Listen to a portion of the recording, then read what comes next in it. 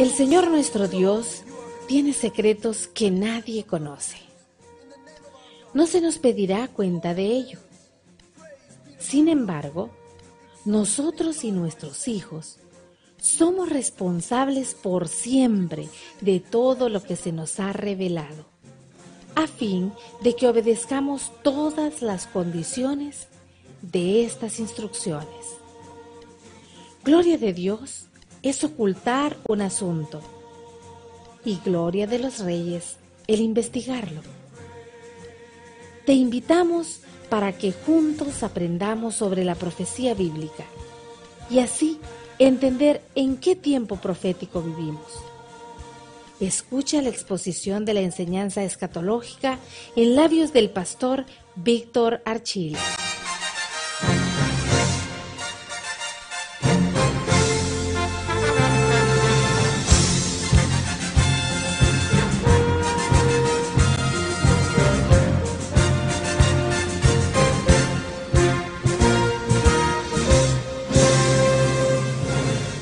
Saludos hermanos, hoy iniciaremos una nueva serie a la que le he titulado El día y la hora. Creo que todos conocemos ese famoso pasaje en Mateo capítulo 24, versículo 36, donde Mateo nos cuenta que el Señor, hablando de su venida, dijo que del día y la hora nadie sabría. Y luego la mayoría de versiones en español y en inglés, la mayoría de traducciones de la Biblia, agregan algunas cosas que hay que volver a reenseñar y volver a estudiar. Vamos entonces a leer este texto para luego entrar de lleno a lo que estamos diciendo. El versículo 35 de Mateo 24 dice: el cielo y la tierra pasarán, pero mis palabras no pasarán.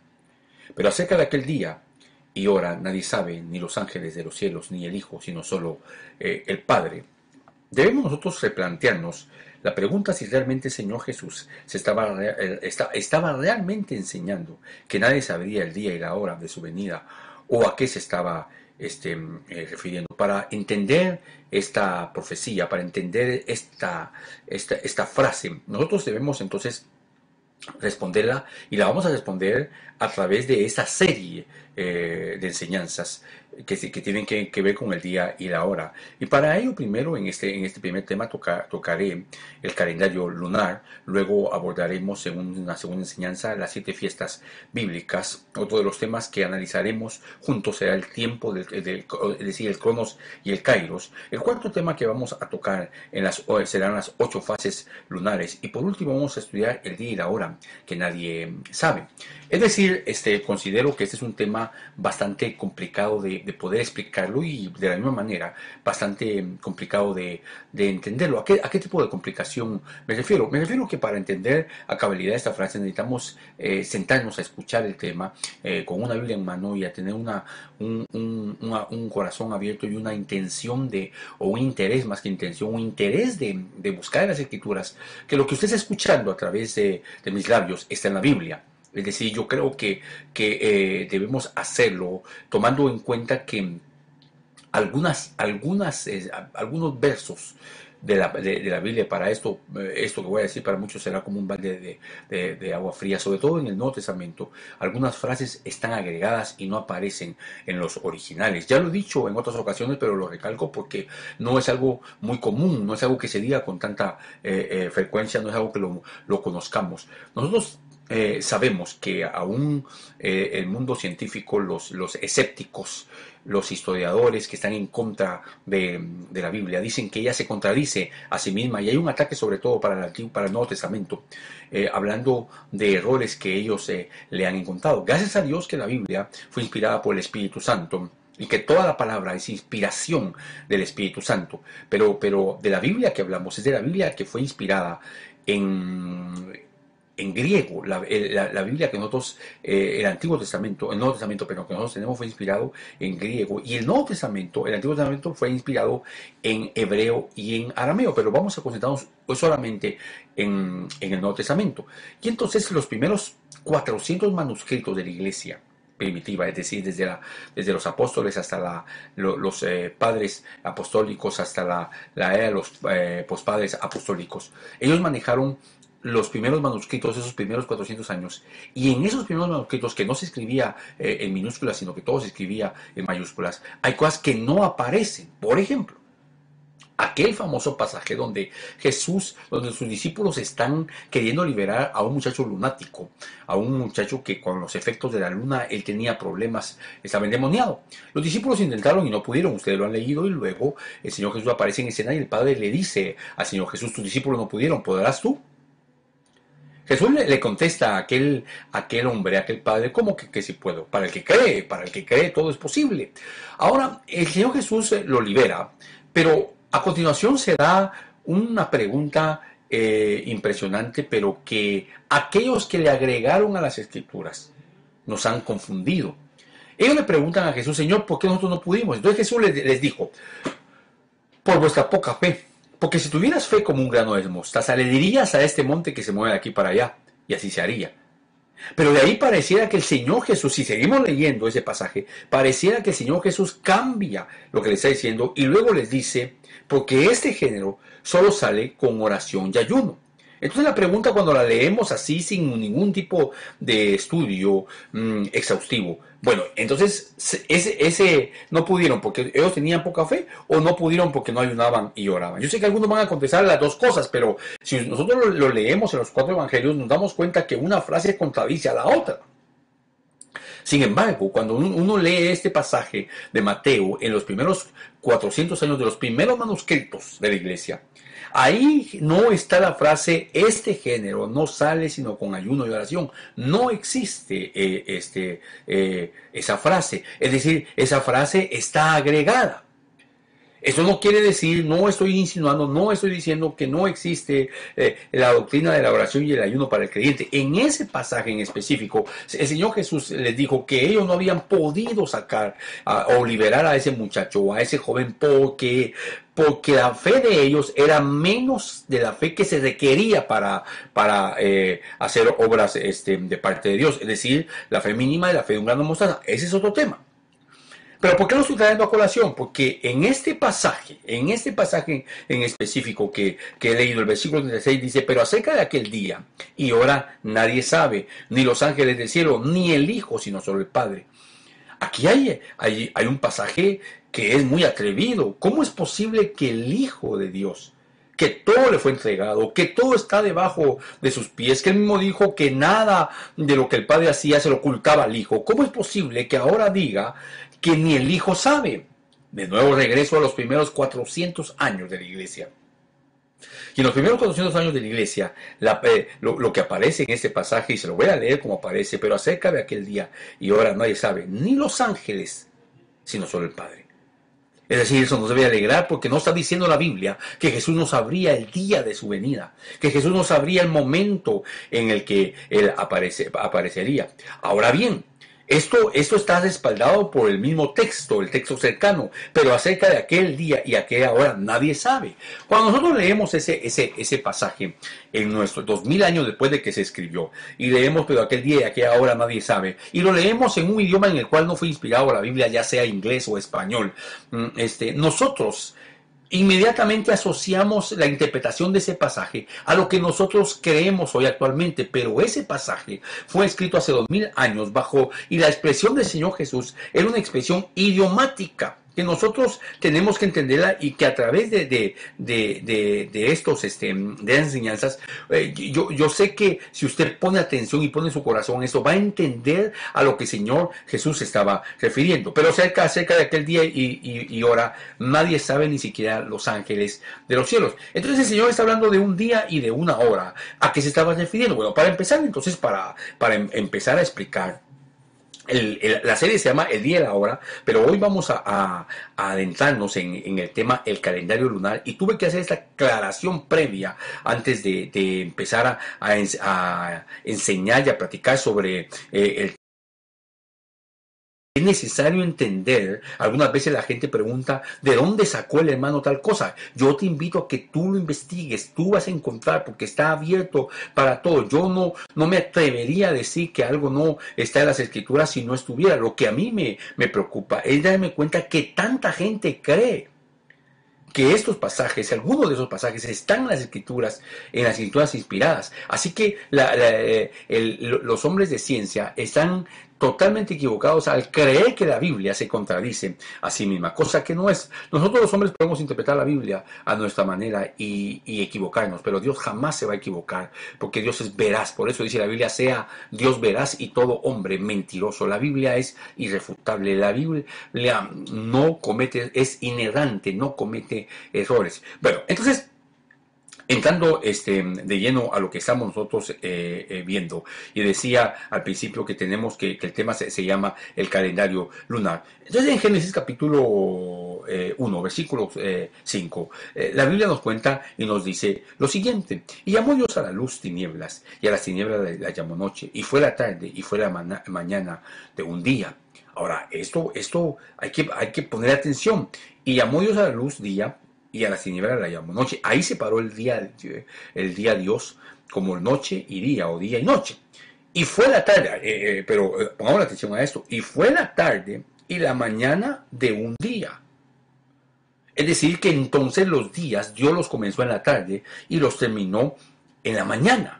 Nosotros comenzamos nuestros días en la mañana bajo el calendario gregoriano y los terminamos en la noche. Ya cambiamos entonces. De 2000 años para acá cambiamos el calendario. Ahora, vea qué impresionante, porque cuando la Biblia terminó de escribirse, se terminó de escribir bajo el calendario lunar.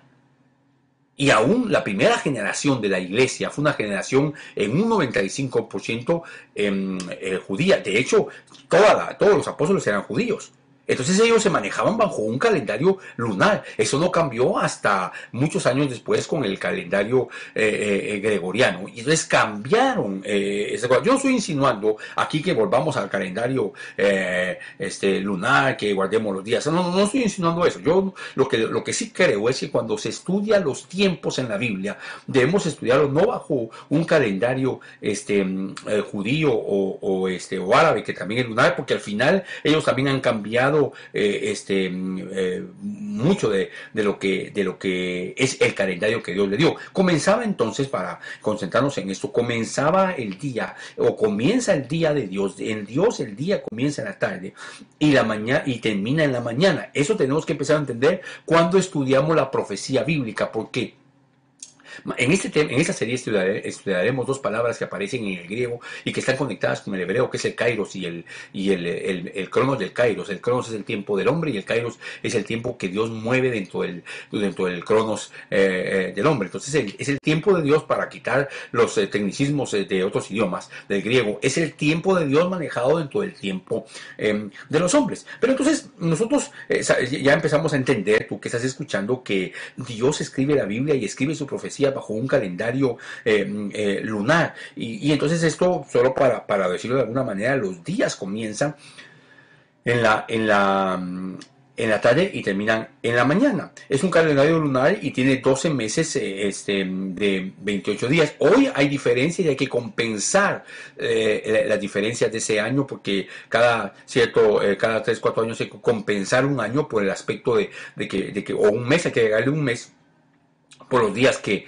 faltan. Pero eso sucedió y se habría que explicar por qué sucedió allá en Ezequiel, pero no es el tema. Entonces, pero a mí me interesa eso. Ese calendario lunar, que tal vez sea donde me voy a concentrar. El calendario lunar es cíclico, mientras el calendario gregoriano que nosotros manejamos es un calendario lineal. Y es un calendario, el nuestro es un calendario de 30 a 31 días.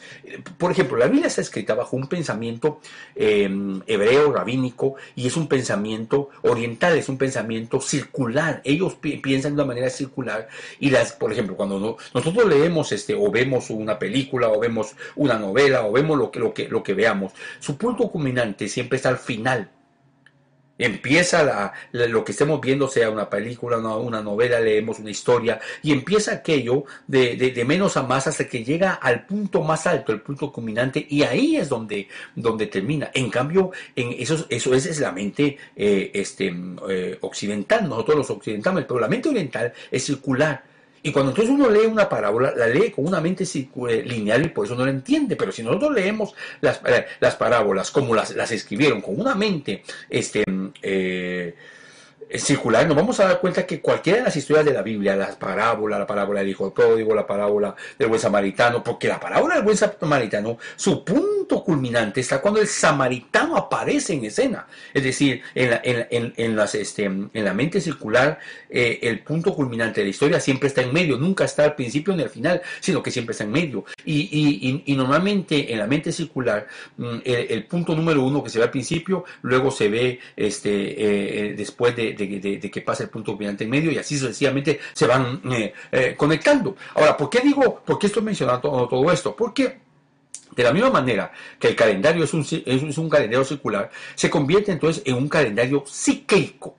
Aquí es donde tú y yo vamos a empezar a entender muchas cosas. Cíclico quiere decir que es repetitivo, ¿verdad? Que será así como nosotros vemos todo lo que Dios ha hecho de modo cuenta, es cíclico. Nosotros tenemos un verano el mismo mes de cada año, un invierno, una primavera, un otoño, y es cíclico constantemente. Las cosas que podamos analizar, cuando cae la lluvia, cuando sale el sol, cuando se mete el sol, cuando sale la luna, tenemos varias fases de la luna durante más de 20 días y se van categorizando, y eso es el cíclico que constantemente está. Entonces, cuando nosotros empezamos a observar, y entonces aquí yo entro de lleno a por qué es tan importante estudiar la profecía bíblica desde este punto de vista, que es desde este ángulo que les estoy mencionando, y recordándoles que estamos estudiando la serie El Día y la Hora, y que ese es el calendario lunar. Dentro del calendario lunar empezamos a observar cosas tan interesantes como estas. Noé entró en el arca el segundo mes, y esto es muy, muy interesante, el segundo mes del año lunar, conocido ahora como Iyar y conocido también como Sib. Es el mismo nombre, solo que uno es más antiguo que el otro. Él entró en el segundo mes del año del calendario que yo les había dado. Recordemos que hoy el calendario judío tiene dos cabezas de año, es decir, está el nuevo año civil, por decirlo de alguna manera, que comienza con la fiesta de las trompetas, y también, pero Dios le dijo al pueblo de Israel que el comienzo del año sería entre marzo y abril, que es la fiesta de la Pascua, el Pesach, como le llaman en hebreo, y entonces Dios estableció que el año debía comenzar entre marzo y abril. ¿Por qué menciono marzo y abril? Porque marzo y abril son los nombres de nuestros calendarios, nuestros meses gregoriano, el calendario gregoriano. Sin embargo, el mes que comienza el año del que Dios estableció sobre Israel es el mes de Nisan. Pero bueno, entonces nosotros sigamos en esto. Entonces Noé entra al arca en el segundo mes del año, es decir, en el mes de Iyar. Pero lo interesante es que que el diluvio se acaba también, después de un año, se acaba en el mes de Iyar. Y en el mes de Iyar sale Noé del arca. Es decir, para reparar esto, el diluvio ya se había acabado, pero la tierra se seca en el segundo mes del año, y Noé entra en el segundo mes del año, y ahí comienza el arca, y ahí comienza el diluvio, y Noé sale del arca el segundo mes del año, y empieza esto a convertirse en algo cíclico. Entonces empieza a convertirse ese mes en un mes en el cual Dios le da prioridad y va a hacer cosas impresionantes, como por ejemplo, ¿qué hace? Dios hace en ese segundo mes del año salvar a Noé del diluvio. En ese segundo mes, ¿qué hace Dios? Sacar ya del arca a Noé para que vuelva a haber un nuevo comienzo en el mundo. Entonces, hay un nuevo comienzo en el mundo cuando Noé entra al arca y son rescatados, solo los salvables se quedan dentro del arca y se acaba todo aquello. Pero hay un nuevo comienzo ahora cuando Noé sale el segundo mes del año. Entonces, esto nos empieza a marcar a nosotros algunas cosas muy, muy interesantes para poder aprender a estudiar la Biblia. Ahora, si nosotros seguimos avanzando en esto, porque no es lo único, y lo que yo te voy a decir aquí no es lo único que pasa en el segundo mes, pero ahí le tocará a cada uno bajo su diligencia o bajo su anhelo de estudiar la palabra, de seguir estudiando. Ahora, el templo de Salomón empieza a ser construido en el segundo mes del calendario que Dios le dio a los judíos, a los hebreos. Y ese segundo mes ya tú lo sabes que es el mes, y ya ahí se comienza a construir el segundo templo. Y luego ese templo de Salomón, el primer templo de Salomón, luego ese templo es destruido.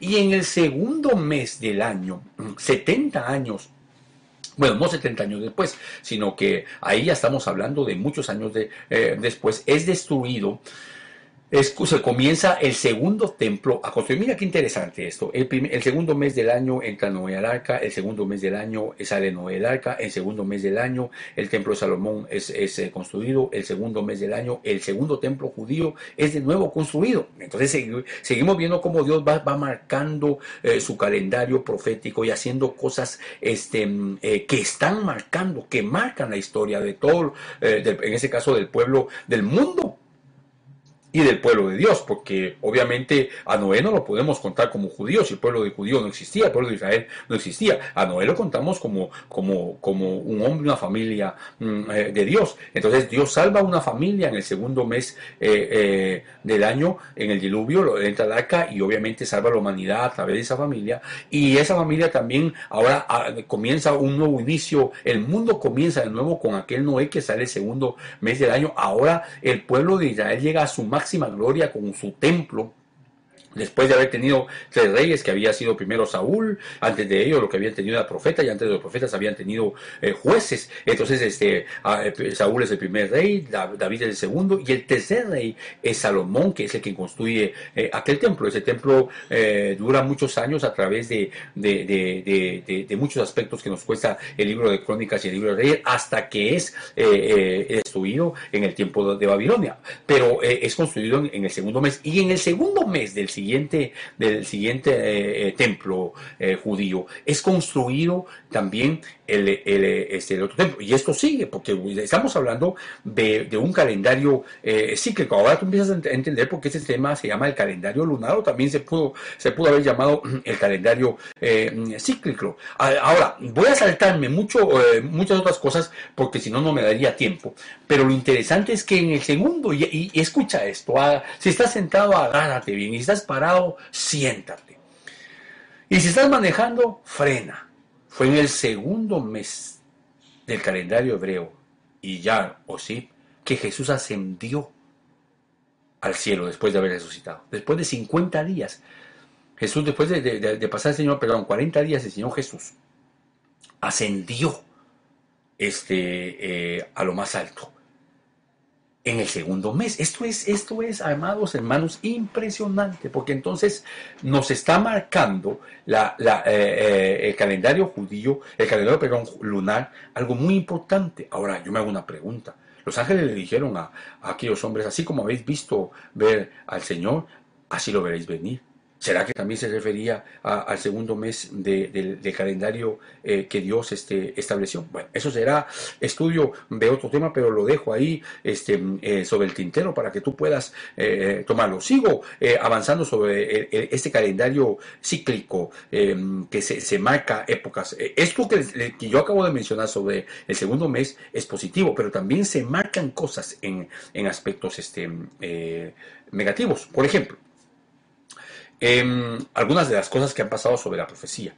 En el mes de Ab, que es julio y agosto, fue cuando Moisés envía a los espías a reconocer la tierra. Eso tú lo has leído. Entonces van 12 espías, eso es el 9 de Ab, entre julio y agosto sería nuestro calendario, y ellos llegan y reconocen la tierra y regresan dando un mal informe. Aquello marcó el calendario de una manera, con una maldición, y ahora esto empieza a ser cíclico. Luego, cuando empezamos, y nos vamos rápido a través de la historia, el 9 de Ab fue destruido el primer templo de Israel. Mira qué interesante. Es decir, el templo que había sido construido en el segundo mes, ahora es destruido en el mes de Ab. Y luego, eso fue el 9 eso sucedió en la destrucción del primer templo. Y el 9 de Ab fue destruido el segundo templo en el año 70.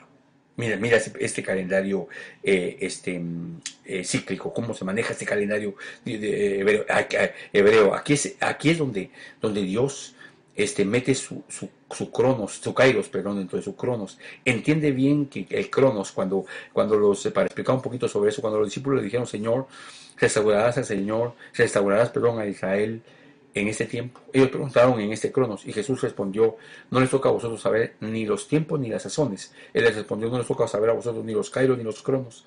Entonces, dentro de ese kairos de Dios, que es el tiempo del cielo, el 9 de Ab, de nuevo seguimos con el 9 de Ab, del año 1290, los judíos fueron expulsados de Inglaterra. En el año 1492, del mes del 9 de Ab, fueron expulsados los judíos de España. El año de 1914, el 9 de Ab de 1914, siempre cíclico, siempre el 9 de Ab, se inició la Primera Guerra Mundial.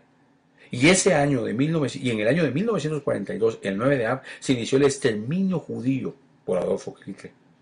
Por eso el 9 de Ab, y podíamos seguir en esas fechas, pero el tiempo no nos ayuda. Y el 9 de Ab es para los judíos es un ayuno perpetuo, porque ellos saben que puede pasar cualquier cosa, porque para ellos, como es profético y cíclico, esperan siempre que algo pase, como también esperan ellos que en el mes de Iyar suceda siempre algo que a ellos pueda beneficiarlos. Es decir, de esa manera manejan ellos una de las reglas de hermenéutica que tienen ellos para manejar los cumplimientos de la profecía. Ahora, yo estoy mencionando esto y en ningún momento estoy insinuando que nosotros debemos de manejarlo de esa manera. Pero lo que sí quiero aclarar es que ese calendario lo estableció Dios. No fueron los hombres, no fue el pueblo de Israel, no fueron los judíos, no fue los hebreos, no fueron los musulmanes, no, este calendario lo estableció Dios. Y no es lo único que ha sucedido. Por ejemplo, solo para darles un detalle, en 1809 nació Abraham Lincoln, pero también en 1809 nació Darwin, el que lanzó la teoría de la evolución. Y nacieron otros personajes, pero muy interesantes. En el año en que nació, por ejemplo, Napoleón, nacen otros. Entonces van marcando épocas, pero ese no es el tema, pero bueno, tiene que ver con el tema porque lo que estoy hablando es que algunas veces nosotros hemos estudiado las profecías bíblicas fuera de un entorno que no tiene nada que ver con la Biblia. Si vamos a hablar de tiempos para estudiar la Biblia, necesitamos apegarnos a lo que Dios estableció, porque fue Dios el que estableció y sigue así, que para Dios los días comienzan en la tarde y terminan en la mañana. De hecho, nuestra cristiandad, nuestro perdón, nuestra salvación, nuestro pago por la deuda comenzó un día en la tarde, un primer día en la tarde de Pascua. O inicio de la Pascua, en una fiesta llamada Pesach, que trajo sobre toda la humanidad y que reconcilió lo que está debajo de la tierra, lo que está en el cielo y lo que está en la tierra, reconcilió todas las cosas por un sacrificio que se hizo en un primer mes de Nisan, cuando el Señor Jesucristo murió y fue derramada su sangre. Es decir, nosotros no podemos dejar a un lado todo esto porque el Señor Jesús proféticamente cumplió las 7 fiestas bíblicas. Que eso será otro tema para entender esto que estamos hablando. Pero yo quiero que quede claro que para entender el día y la hora que nadie sabe, necesitamos explicar que Dios escribió profecías bíblicas dentro de un calendario que Él estableció, que es cíclico y que se marca constantemente. Por eso cada generación debe estar apercibida de las profecías que Dios ha determinado para ellos, y de las que no logra entender, estar también apercibidos que se pueden cumplir, porque el que marca los tiempos es el Señor. Esto nos lleva a entender una cosa. Sí, Dios marca sus tiempos, pero Dios también tiene una palabra establecida dentro de la cual nos ha dejado un principio muy hermoso, y es que Dios va a enseñar a sus siervos las cosas que van a suceder antes de que acontezcan, sin salirse de su palabra. Por eso es que nosotros, entonces, ahora que ya tenemos esta panorámica, podemos empezar a entender muchas de las cosas que la Biblia nos dice respecto a los tiempos. Muchos tienen temor de hablar de tiempo. Yo creo que es irresponsabilidad fechar, pero no es lo mismo fechar que estudiar los tiempos. Nosotros si decimos mañana va a aparecer el Señor, sería una irresponsabilidad de nuestra parte. No me refiero a eso, pero eso no quiere decir que nosotros tengamos la libertad para estar indagando, como dijo Moisés: Señor, enséñanos a contar nuestros días de tal manera que venga sobre nosotros sabiduría. Por eso el Señor Jesús le contó a sus discípulos: no les toca a ustedes saber ni los tiempos ni las sazones, pero les pudo haber preguntado, les pudo haber dicho: dejen de estar preguntando eso porque nadie va a saber el día y la hora, como pareciera que les respondió aquí. Pero aquí esto vamos a entrar de lleno y lo voy a dejar en suspenso, y lo vas a ir entendiendo en cada tema que estemos hablando sobre ello. Entonces yo quiero empezar a aterrizar, y de nuevo leo este pasaje. El cielo y la tierra pasará, pero mis palabras no pasarán. Pero acerca de aquel día y hora nadie sabe, ni los ángeles del cielo, sino solo el Padre. Que el Señor te bendiga. Gracias por escuchar nuestro programa Voz Profética, en labios del pastor Víctor Archila. Si deseas obtener más información sobre este ministerio o tienes alguna pregunta sobre la profecía bíblica o deseas obtener una copia de esta enseñanza, visita nuestra página de internet www.ministeriososana.com o escríbenos a nuestro correo electrónico info@radiofetexas.org. Nos gustaría saber en qué país o ciudad nos estás escuchando. El Señor te bendiga.